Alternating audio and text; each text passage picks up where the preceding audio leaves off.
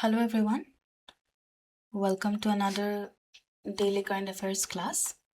আজি আমি এখিনি important newspaper topics news লৈ আহিছো. So these are the topics. Let's start the class. আজি আমাৰ first topic to হৈছে India submits Meghalaya's living road bridges to UNESCO. This topic is important for GS paper 1 and GS paper 3. So living road bridge আমি দেখা পাইছো চাওকচোন কেনেকৈ পেলাই মেঘালয়ত আছে. Mostly maybe আপোনালোক বহুতো গৈছে ওটাতে so news to কি হয় আমি চাও যে India has formally submitted the nomination dossier of Meghalaya's living road bridges to UNESCO for World Heritage status. So UNESCO World Heritage status দিয়ে আমি জানো, right? আমাৰ অসমৰ পাও তিনটা World Heritage site আছে, কি কওকচোন? Recently আমাৰ এটা status পাইছে UNESCOৰ পৰা World Heritage siteৰ status recently last year আমি গম পাইছিলো তিনটা আছে, right? কেইটা আছে? Mention it on the comment section. Mention কৰক কি হয় আমাৰ অসমৰ UNESCO World Heritage Site কি আছে mention কৰক. So এটা আমি নিউজ টু চাও আমাৰ এতিয়া formally submit কৰিছে nomination for our living road bridge যোনখন মেঘালয়ত আছে ৰুটেৰে বনাই এখন ব্ৰিজ আশা কৰো আপোনালোকে জানেই অলৰেডি, right? So হেতুক আমাৰ ইউনেস্কোৰ কাৰণে নমিনেশনৰ কাৰণে পঠাইছে submit কৰিছে. Title of the nomination Jinkeng-Jri Liu Churai Cultural Landscape are submitted for the 2026-2027 World Heritage Evaluation Cycle. So dossier it was submitted by the representative to UNESCO and India's ambassador Vishal V. Sharma to the director of UNESCO World Heritage Center Lazare Osomo Alondo. Okay. So geographical and cultural extent to আমি যদি চাও so যেহেতুকে আমাৰ নিউজত আছে right living road bridge আমাৰ UNESCO যদি স্ট্যাটাসটো পাই যায় তেতিয়াতো আমাৰ ইম্পৰ্টেন্ট হ'বই এক্সাম পাৰ্সপেক্টিভৰ পৰা এতিয়াও যেহেতুকে আমাৰ নিউজত আছে ৰাইট সো হেতু কাৰণে লিভিং ৰুট ব্ৰিজৰ কথা আমাৰ আহি যাব পাৰে যে লোকেশন কোড হয় তাৰ পিছত তাৰ কি ৰিপ্ৰেজেন্ট কি কৰে সিগনিফিকেন্স কি হয় তেনেকে পেলাই আমাৰ ৰিলেটেড টু দিস আহি যাব পাৰে so it is located in Khasi and Jaintia hills represent a living cultural landscape, not a static monument. It's a static monument, no, it's a living cultural landscape, created, maintained, and protected by the indigenous Khasi and Jaintia community. So, our Meghalaya jonkini Khasi or Jaintia communities ase, ki hokole indigenously protect kore, maintain kore rekhe bridge kon. So, living root bridge will ja koisu. It is mainly naturally grown bridges made of rubber fig trees, aerial roots of rubber fig trees or rubber fig trees or roots. বেলাকেৰে বনিছে এটা ন্যাচাৰালি গ্ৰোন এটা bridge হয় এটো এটা বহুত unique thing ন এটো বস্তু এটা unique bridge হয় সো এই বস্তুটো আমাৰ যেহেতুকে এটা ইন্টাৰনেশনাল সিগনিফিকেন্স পাই যাব যদি ইউনেস্কো ওয়াৰ্ল্ড হেৰিটেজ সাইটত আহি যায় সো এটো এটা বহুত ভাল কথা আমাৰ কাৰণে ৰাইট সো কি হয় it takes 10 to 20 years to mature আৰু can last several centuries আৰু completely self renewing and climate resilient and it is used to cross fast flowing rivers and stream in high rainfall zones. Okay. And cultural and ecological significance jodi sao etu indigenous knowledge system to etu boost korise amar jontu indigenous knowledge system hoy then it reflects deep harmony between humans and nature and based on reverence for mother earth, that is me rami. Okay. And key features jodi sao it community led conservation, traditional land management, the sustainable ecological stewardship, and strong community governance institutions. And these bridges are not built on nature but grown with nature. So nature লগত he harmony to reflect কৰে এই bridge খনে so তেনেকুৱা related আমাৰ topic যদি কেতিয়াবা মেইনছত আমাৰ আহি যায় তেতিয়াও আমি মেনশন কৰিব পাৰো about this. Okay, so তেনেকৈ আমি বস্তুবিলাক কানেক্ট কৰিব চেষ্টা কৰিব লাগে নিউজবিলাক পঢ়ি যাওঁতে তেতিয়া আমাৰ বস্তুবিলাক মনতো থাকে আৰু পিছত যেতিয়া এপ্লাই কৰাৰ সময় আহে তেতিয়াও আমাৰ মনত পৰে ঠিক আছে so why UNESCO nomination is important because it recognizes living cultural landscapes UNESCO nomination is important because living cultural landscapes can recognize intangible heritage linked with ecology is also recognized আৰু আমাৰ indigenous knowledge system to strengthen কৰিব so UNESCO nomination পালে বহুত important মানে আমাৰ কাৰণে বহুত ভাল হ'ব because indigenous knowledge system to strengthen hobo cultural intangible heritage to amar recognize hobo then community based conservation encourage hobo aru amar junto global visibility of northeast India heritage. আমাৰ global লেভেলত আমাৰ এটা ৰেকগনিশ্যন আমি পাম, ইনষ্টিটিউচনেল ছাপৰ্ট পাম, then contributions acknowledged from Prime Minister, Union Minister, Government of Meghalaya, Archaeological Survey of India, Ministry of External Affairs, local communities, etc. So broader context of jodi sa India and UNESCO jodi ami sa amar 42 ta World Heritage Site ase India, cultural, natural and mixed. Okay, so apnaloke ebar etia jetike pohilo ebar Google type kori pele sai lokson 42 ta World Heritage Site amar India ki ase, recently ki add hoise hetu bahut important, recently ki add hoise apnaloke comment section ot diok, aru moi kolu amar Assam pora kun keta World Heritage Site UNESCO under ase hetu men likhok, আৰু recently কোনটো আমাৰ include হৈছে হেতু মোক জনাব, ঠিক আছে। Increasing focus on cultural landscape, indigenous heritage and sustainability linked nomination, and it aligns with sustainable goal 11, remember it is sustainable cities and communities. Then convention on biological diversity, and it also aligns with her UNESCO 1972 World Heritage Convention. So Meghalaya's living root bridges are a global example of sustainable engineering rooted in indigenous wisdom and ecological harmony. So that's it for this topic. Try to attempt these questions based on this topic. Let's move on to the next, that is restoration and rejuvenation of wetlands of Assam. This topic is important for GS paper 3 and GS paper 5.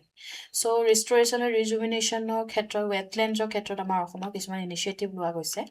Amit Shah, our Union Home Minister, we know, right, has launched a restoration and rejuvenation of wetlands of Assam project on 30 January 2026 at Khanikar Parade Ground, Dibrugarh. The project is implemented under the National Disaster Mitigation Fund, and it aims to restore 15 scientifically identified wetlands across 9 districts of Assam. So a wetlands amar bahut important hoy, right? Ami jano wetlands conservation বহুত বেছি important এতিয়া টাইমত। চ' ৱেটলেণ্ডছৰ ক্ষেত্ৰত আমাৰ বহুত initiatives লোৱা হৈছে। এটা ৰামচাৰ ছাইট আমি জানো নহয়, ৰামচাৰ লিষ্টত আমাৰ কি আছে সেইটো আপোনালোকে হোমৱৰ্ক হয়, আপোনালোকে কওকচোন আমাৰ ৰামচাৰ লিষ্টত আমাৰ অসমৰ পৰা কোনখন ৱেটলেণ্ড আছে, ঠিক আছে। ৱেটলেণ্ডৰ ডেফিনেশ্যনটো কি হয় কওকচোন। Wetlands are transitional ecosystem between terrestrial and aquatic environment. Terrestrial or aquatic environment মাজৰ যোনটো transitional ecosystem হয়, সেই transition খিনিকে wetlands বুলি কয়, আৰু they are covered with fresh brackish বা salt water. কেতিয়াবা permanently covered থাকে, কেতিয়াবা seasonally, ধৰি লওক বাৰিষা seasonত তেনেকে কয় মানে covered থাকে। So wetlandক আৰু এটা বস্তু কথা কয় আপোনালোকে জানে না, nature's kidney বুলি কয়, because it আমাৰ এনভাইৰনমেণ্টক চাফা কৰি ৰাখে, সেইটো কাৰণে কোৱা যায়। আৰু ঠিক আছে, এইখিনি ইয়াত মেনশ্যন নাছিলে, চ' মই কৈ দিলোঁ। কি ডিগনেটাৰিজ কোন কোন প্ৰেজেণ্ট আছিল সেইখিনি ইমান ইম্পৰ্টেণ্ট নহয়, ইয়াত মেনশ্যন কৰি দিছোঁ। অবজেক্টিভ কি হৈছে প্ৰজেক্টটো, to restore and rejuvenate 15 wetlands acres 9 district, সেইটো মই ক'লোৱেই। আৰু reduce urban flood risk, enhance water retention capacity of wetlands, mitigate flooding and strengthen Brahmaputra River Basin flood management, and improve ecosystem services and climate resilience. Wetland kyo matter kore? Because it is the highest concentration of wetland in India. Assam amar highest concentration ase wetlands. Our wetlands play a crucial role in flood moderation, groundwater research, biodiversity conservation, and livelihood support. So আমি জানো flood moderation, groundwater research ক্ষেত্ৰত, biodiversity conservation, livelihood support ক্ষেত্ৰত বহুত crucial role play কৰে। Our degradation of it can cause increased urban flooding, loss of biodiversity, and reduced water holding capacity. So restoration aligned with nature-based solution for disaster risk reduction is important. And National Disaster Risk Mitigation Fund, to ever silo, it is created under Disaster Management Act 2005. Purpose is a fund project that reduce disaster risk before disaster occurs. Disaster manage kora kaam to hoise as a disaster hoar agot jate project like fund koribo pare, fund kore projects that reduce disaster risk khine jate komabo pare. Focus flood control, cyclone mitigation, then slide prevention, ecosystem based mitigation. And use of NDMB MF marks a shift from relief centric and mitigation centric disaster management. Link with Brahmaputra flood management. Brahmaputra basin, আমি জানো, it faces annual flood, siltation বহুত হয়, জমা হৈ থাকে ন silts বিলাক, encroachment of wetlands. So wetlands act as a natural flood buffers and temporary water storage systems. And rejuvenations help in control flood spread, reduce pressure on embankment, and environmental and climate significance. And it also supports India's commitment under Sendai Framework for Disaster Risk Reduction and National Action Plan on Climate Change. It strengthens climate adaptation, sustainable water management, and biodiversity conservation. So, etu maita cruxor eta line moi di disu gutei topic to je Assam has launched a 692 crore wetland restoration project under NDMF, so National Disaster Management Fund. So, hetu bostu kune kar underot korise he bostu to amar আহি যাব পাৰে যে recently কৰিছিলে project under NDMF বা বেলেগ কিবা কিবি দি দিব পাৰে সো তাৰ মাজত আমাক খুলি দিব পাৰে to strengthen flood mitigation and Brahmaputra basin management through nature based solution okay try to attempt these questions based on this topic. Let's move on to the next topic, that is Martyr Day Shahid Divas. This topic is important for JS paper 1 and JS paper 4. Martyrs Day বুলি ক'লে আমি অসমতো আমাৰ শহীদ দিৱস পালন কৰা হয় মই ইয়াতে বাৰু মেনশন কৰি দিছো আগলে চাওক সো অকেজন এণ্ড ডেট আমাৰ কি হয় শহীদ দিৱস 30 জানুৱাৰী ডেথ এনিভাৰ্সাৰী মহাত্মা গান্ধী যোনটো হয় নাথুৰাম গডছে যেতিয়া গুলিয়াই দিছিল মহাত্মা গান্ধীয়ে প্ৰাণ হেৰুৱাব লগা হৈছিল সো সেই দিনটো আমি শহীদ দিৱস হিচাপে পালন কৰো তাৰ উপৰি ভগত সিং ৰাজগুৰু সুখদেৱ মাৰ্টাৰডম যোনদিনা পাইছিলে তেওঁলোকে সেই দিনটো আমি শহীদ দিৱস হিচাপে পালন কৰো যোনটো হৈছে 23rd মাৰ্চ তাৰ উপৰি পুলিচ কমেমৰেশ্যন ডে পুলিচ মাৰ্টাৰ সকলৰ কাৰণে এটা ডে সেলিব্ৰেট কৰা হয় for to give them respect হেতু হৈছে 21st অক্টোবৰ তাৰ উপৰি আমাৰ যোনটো আমাৰ অসমৰ শহীদ দিৱস যে হয় হেতু আমাৰ পালন কৰা হয় 10 ডিসেম্বৰ তাৰিখে সো এই বস্তুটো অকন কনফিউজিং লাগি যাব পাৰে এটো কাৰণে মই আৰম্ভণিতে এই বস্তুটো বুজাই দিলো ঠিক আছে এইটো বস্তু মনত ৰাখিব this is very important okay so আমি চাই লওঁ India observes Martyr Day Shahid Divas on 30 January 2026 etu amar death anniversary Mahatma Gandhi was assassinated on 30 January 1948 by Nathuram Godse. Nationwide tribute pay kora jai to Gandhiji and to all martyrs who sacrificed their life for India's freedom, unity and sovereignty. The day is observed with 2 minutes silence and floral tribute, prayers meeting and remembrance program across the country. Martyr Day Shahid Divas is a national day of remembrance in India.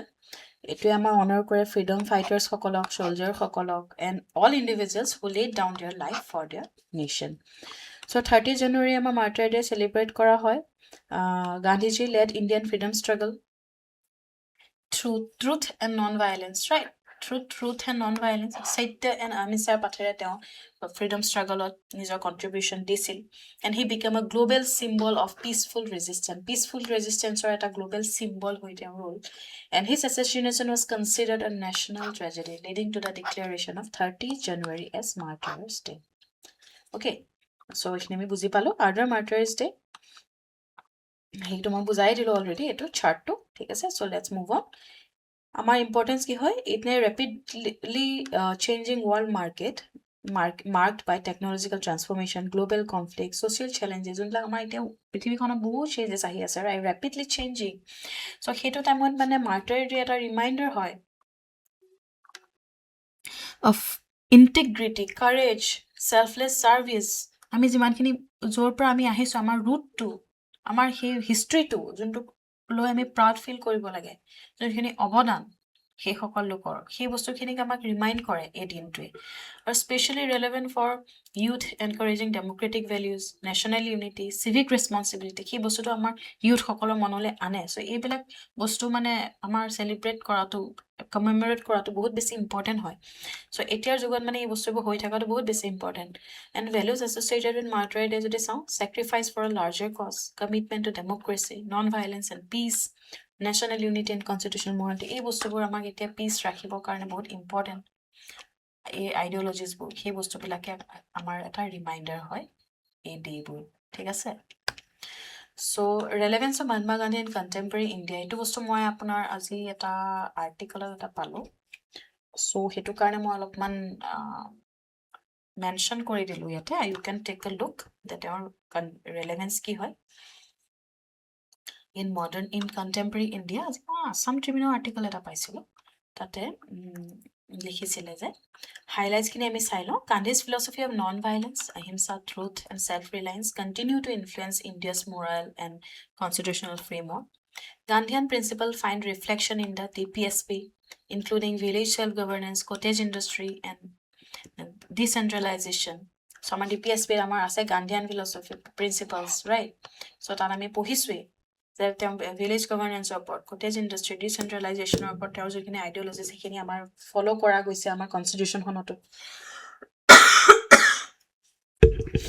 Then initiatives like Swachh Bharat Abhiyan draw inspiration from Gandhiji's emphasis on cleanliness and social responsibility. So etia amar initiatives bilakor Gandhijir emphasis তেওঁৰ visions khini তেওঁৰ inspired কিছুমান initiatives আমি লোৱা এতিয়াও আমি দেখা পাওঁ Swachh Bharat Abhiyan যেনেকে হয় So despite criticism from contemporaries such as B.R. Ambedkar, Rabindranath Tagore, Gandhi's ideas endured global relevance. So এইটো বস্তুটো মানে আমাৰ মেইনছ ৰাইটিঙৰ কাৰণে বহুত বেছি ইউজফুল হৈ যায় যে relevance of Mahatma Gandhi in contemporary India so' তেনেকৈ ৰিলেটেড আমাৰ মেইনছত কুৱেশ্যন ডাইৰেক্টলি আহি যাব পাৰে কেতিয়াবা ৰাইট চ' এইটো এংগলতো আমাৰ বস্তুখিনি চোৱাটো ইম্পৰ্টেণ্ট হয় যে কিবা এটা বস্তু আগতেও যদি হৈছে বহুত কিবা এটা ইনচিডেণ্ট বাট সেই বস্তুটোৰ ৰেলেভেন্স এতিয়া কেনেকৈ আছে বা কেনেকৈ সেই বস্তুটোৱে আমাক শিকাইছে এতিয়া বা হেল্প কৰিছে গ্ৰ' হোৱাত সেই বস্তুবিলাকো আমি তেনেকৈ সেইটো এংগলত চাব জানিব লাগে ঠিক আছে Internationally, Gandhian ideals inspired leaders like Martin Luther King Jr., Nelson Mandela, and Dalai Lama. Significance of this, the articles argued that while Gandhi's ideas are often debated or viewed as an idealist, they remain relevant as ethical guide in time of social conflict, democratic challenges, and global unrest that is happening today in today's world. So despite criticism and changing time, Gandhian value continue to shape India's democracy and global peace movement. So it would have mean sorry, I'm not get a right answer means right. So try to attempt these questions based on this topic. Let's move on. Our economic survey, our news on ahi ase. Joakali release kora gol economic survey. Our 1 tarikhe 1 February I think. Our budget present kora jabo. So tete ami budget lom. Aji moi newspaper logote jehetu ke anilo ami olop somuke economic survey khon sai lo ki mention korise tate. Bostukhini ekdom ami aji briefly sam. তাৰ পিছত যদি আপোনালোকে detailed way যদি economic survey or budget বিষয়ে videos বিচাৰে please do let us know in the comment section we will try to bring it for you আৰু তাৰ উপৰি এতিয়া ধৰি লওক এতিয়া economic survey খন আহিলে কিন্তু তাৰ পিছত মানে budget and economic survey related আমাৰ বহুত বস্তু নিউজত আহি থাকিব ন in the current time মানে এই উইকটোৰ ভিতৰত বা এইকেইদিনৰ ভিতৰত আহি থাকিব সো যি যে ইম্পৰ্টেন্ট আমাৰ পাই থাকো নিউজত আমি সেই গোটেই বস্তুবিলাক কভাৰ কৰি গৈ থাকিম যাতে আমাৰ একো ইম্পৰ্টেন্ট বস্তু মিছ নহয় ঠিক আছে সো আমি আজি ব্ৰিফলি ইকোনমিক সাৰ্ভে খন এটা ওয়াইড এংগলৰ পৰা চাও কি বস্তু তাতে আছে economic survey was tabled on parliament on 29th January যোৱাকালি আমাৰ টেবল কৰা গল ahead of the union budget 26-27 it reviews India's economic performance and provide a roadmap for achieving Viksit Bharat by 2047 so আমাৰ economic performance আমাৰ এই বছৰটো কেনেকুৱা হ'ল economic performance হেতু আমাৰ এটা ৰিভিউ দিয়া হয় আৰু এটা আমাক road map এটা provide কৰা হয় কেনেকৈ আমি আগলে আমি কেনেকৈ ইনিশিয়েটিভ বিলাক লম কি চেঞ্জেস আনিম টু achieve Viksit Bharat আমাৰ যোনটো গোল by 2047 হেতু achieve কৰিবলৈ কাৰণে ঠিক আছে ইকোনমিক সাৰ্ভে কি হয় এটো এটা annual analytical document হয় prepared by the Department of Economic Affairs Ministry of Finance ঠিক আছে Department of Economic Affairs and Ministry of Finance prepare কৰা এটা annual analytical document হয় every year ahe drafted under the supervision of the chief economic advisor eta ma present chief economic advisor কোন হয় mention কৰিবচোন হেতু চাই লব it's very important ঠিক আছে এই বস্তুবিলাক চাই লব লাগে লগে যাতে আমাৰ বস্তুটো মনত থাকে সো আপোনালোকে নিজে চাওক তেতিয়া বেছি মনত থাকিব এটা মই মেনশন কৰি দিম ভাবিছিলো but I didn't সো আপোনালোকে চাই লওক এতিয়া পজ কৰি পেলাই and it acts as an intellectual foundation of the for the intellectual the foundation হিচাপে act কৰে for the union budget that will be presented it is non binding binding নহয় এটো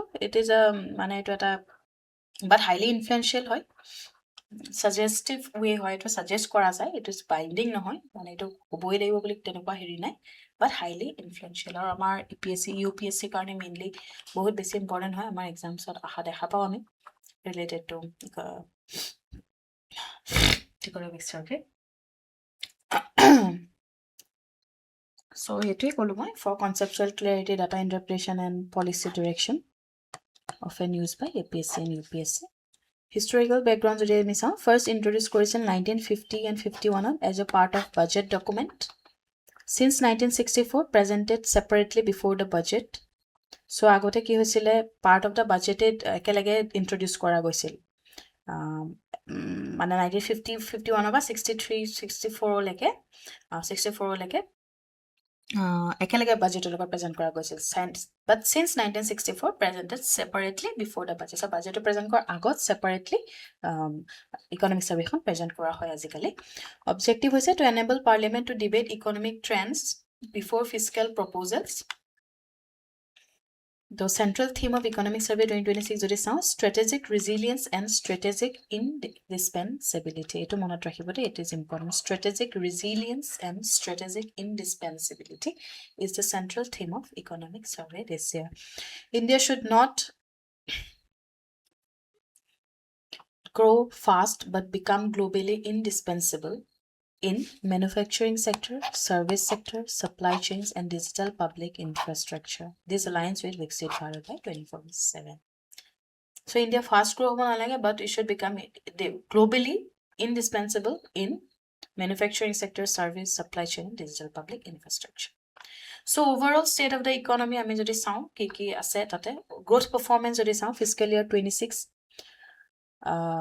real GDP growth is 7.4%. GVA growth 7.3%, and India remains the fastest growing major economy globally. So fourth year in a row, India remains the fastest growing major economy. Fastest grow hoise mane fourth year in a row, India is still at the top. Why this matters? Because it shows India's macroeconomic resilience despite global slowdown hoy ase, geopolitical conflict bilak hoy ase, Russia Ukraine ho amar ite US related kiman khini conflict ami etia pai asu, right? Trade fragmentation hoy ase bahut. So hebler scenario je amar eta fastest way je ami grow hoy asu, hetu eta amar macroeconomic resilience show korise amar India, right? So hetu bostu eta bahut bhal good thing for us. Consumption and investment jodi saw ami, private consumption 61.5% of GDP, which is highest since 2012, and indicates strong domestic demand, reducing export dependence. So it indicates a strong domestic demand and it reduces our export dependency. Private consumption mane bhalke hoy. Investment jodi saw 30% of GDP, driven by public capex, revival of private investment. Okay, so আপোনালোকে এইবিলাক ডিটেইলছত ইমান মই নাযাওঁ, এইখিনি আমি economics যেতিয়া পঢ়ো আমাক এইবিলাক ভালকে পঢ়ায়, ৰাইট? কেপেক্স কি হয় and all. So fiscal development, revenue receipts rose to 9.2% of GDP, then improved tech buoyancy and compliance. GST collection jodi ami saw is 17.4 lakh crore. And then general government debt to GDP reduced by 7.1% points since 2020. So debt to GDP junto ratio hoy hetu reduce hoise by 7.1% since 2020.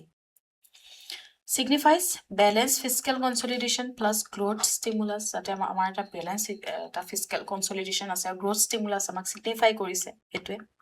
Then monetary management and banking sector jodi saw gross NPA 2.2%, multi-decadal low. Net NPA 0.5%, then credit growth 14.5% year on year. Interpretation it reflects successful IBT reforms, better risk management, and stronger banking balance sheet. Then external sector jodi ami saw total export amar hoise $825.3 billion for fiscal year 2025.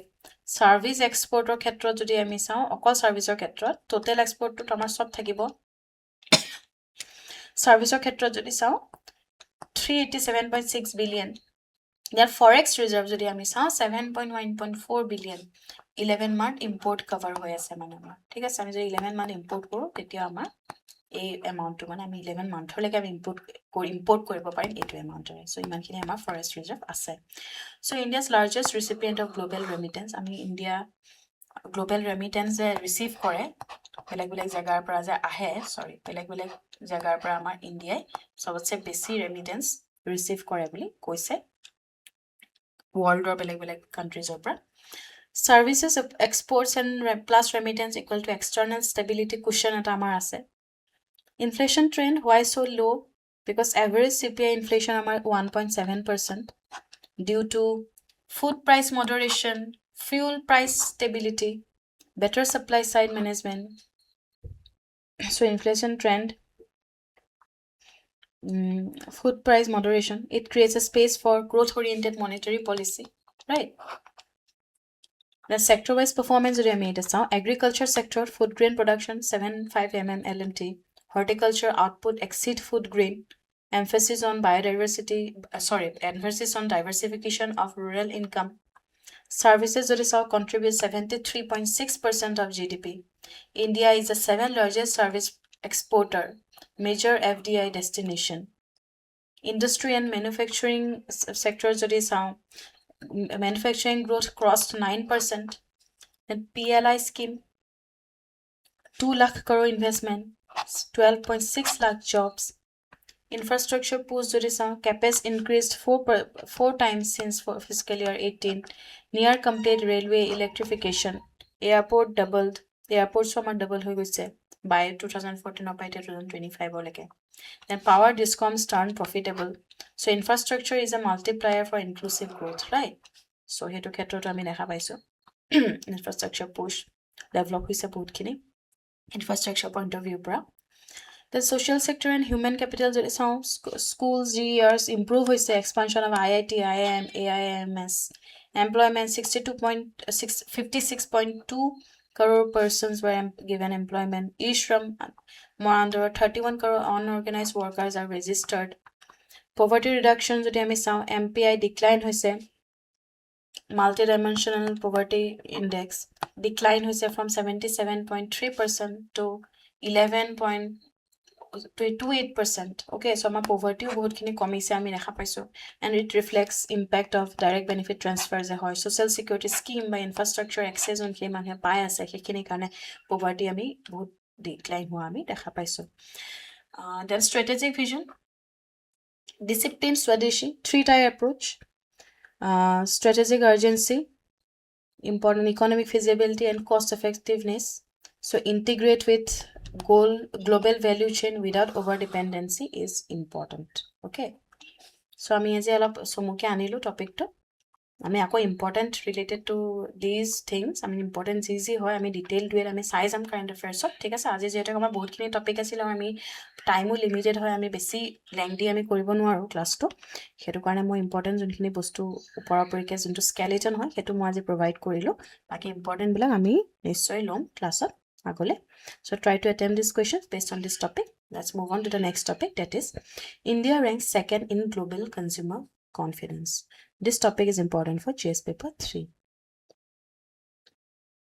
So sabo pare ame Indonesia, then India. India is ranked 2nd after Indonesia. Thik ase global confidence index.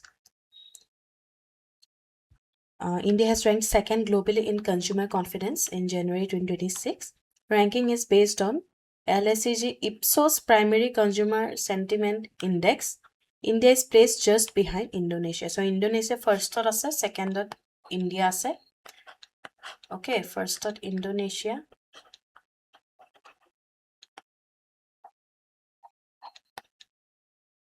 Amar second ot India. Eto monot rakhibo.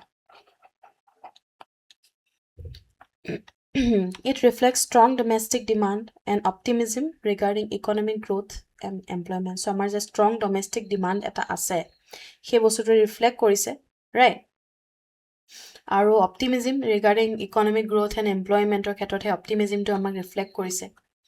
The key data and ranking jodi sa 60.7 India score, increase of 1.4 point from previous month. Indonesia score 62.6, all of he besi ami dekha paiso. Our total country 30 survey kora gosil. respondent over 21,000 adults. Only India and Indonesia crossed the 60-point mark, indicating high optimism. So consumer confidence ক্ষেত্ৰত বহুত বেছি optimism আমি India ইন্দোনেছিয়াৰ ক্ষেত্ৰত আমি দেখা পাইছো যোনটো 60 point মাৰ্কটো cross কৰিছে বাকিখিনি কান্ট্ৰিজে 60 ততে আছিল সো কনজিউমাৰ কনফিডেন্স কি হয় কনজিউমাৰ কনফিডেন্স মানে ইট মেজাৰ্স পাব্লিক পাৰসেপশন মানে পাব্লিকৰ পাৰসেপশনটো তেওঁলোকৰ মানে মাইন্ডসেটটো তেওঁলোকে কি বিলিভ কৰে তেওঁলোকৰ কিহৰ ওপৰত কনফিডেন্স আছে হেতু চাই তেওঁলোকৰ ইকোনমিক কন্ডিশনটোৰ ওপৰত এই কান্ট্ৰিখনৰ মানে আমাৰ ইন্ডিয়াৰ ধৰিলো ইন্ডিয়াৰ যদি মানুহখিনি চাইছে তো ইন্ডিয়া কনজিউমাৰ্স খিনি মানে তেওঁলোকৰ ইকোনমিক কন্ডিশনটোৰ ওপৰত তেওঁলোকৰ পারসেপশন কি মানে তেওঁলোকে কি ভাবে যে পজিটিভলি ভাবে নে নেগেটিভলি ভাবে কিমান গ্ৰোথ হোৱাৰ চান্স আছে কেনেকে ভাবে এমপ্লয়মেন্টৰ ক্ষেত্ৰত তেওঁলোকৰ পাৰসেপশন কি পাৰ্সোনাল ফাইনেন্সৰ ক্ষেত্ৰত ইনভেষ্টমেন্ট ক্লাইমেটৰ ক্ষেত্ৰত so high consumer confidence generally leads to increase consumer confidence থাকিলেহে consumers সকলে participate কৰিব in an efficient and active manner right so it will increase consumption so the consumers সকলৰ confidence থাকে এটা consumption বাহে high private investment হয় then strong economic growth আহে right so about this index আমি যদি চাওঁ it is a monthly index published by Ipsos in collaboration with London Stock Exchange Group. It covers adults below 75 years of age and it measures sentiments across 5 sub-indices that is economic expectations এইকেইটা important আহি যাব পাৰে কেতিয়াবা কি sub ইনডাইসেছৰ ওপৰত মেজাৰ্স কৰাও যায় এখিনি মানুহৰ সকলৰ সবৰে সেন্টিমেন্টস খিনি ইকোনমিক এক্সপেক্টেশনছৰ ক্ষেত্ৰত employment current personal financial conditions investment climate and personal living conditions এখিনিৰ ওপৰত কৰা যায় The sub-index performance positive indicators যদি চাওঁ economic expectation sub-index increased by 6.6 point. Employment sub-index increased by 6.3 point. Indicates confidence in future economic activities and job creation. Area of caution যদি চাওঁ current personal financial conditions. Personal financial condition to decline হৈছে অলপ decline by 0.6 point and investment climate to decline হৈছে by 2.0 point.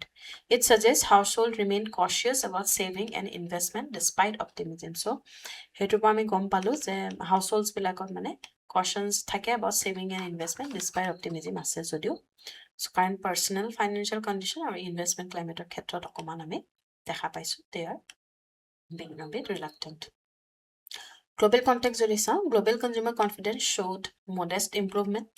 Asia Pacific region displayed mixed trend or India emerged as a bright spot among major economies at the start of 2026 eto amar karone bahut bhal khobor India's second rank in global consumer confidence highlights the strength of its consumption led growth and optimism about employment and economic prospect. So try to attempt this question based on this topic. These are the answers of today's MCQs. That's it for today. Thank you for watching. I'll see you in the next class. Till then, take care. Bye bye.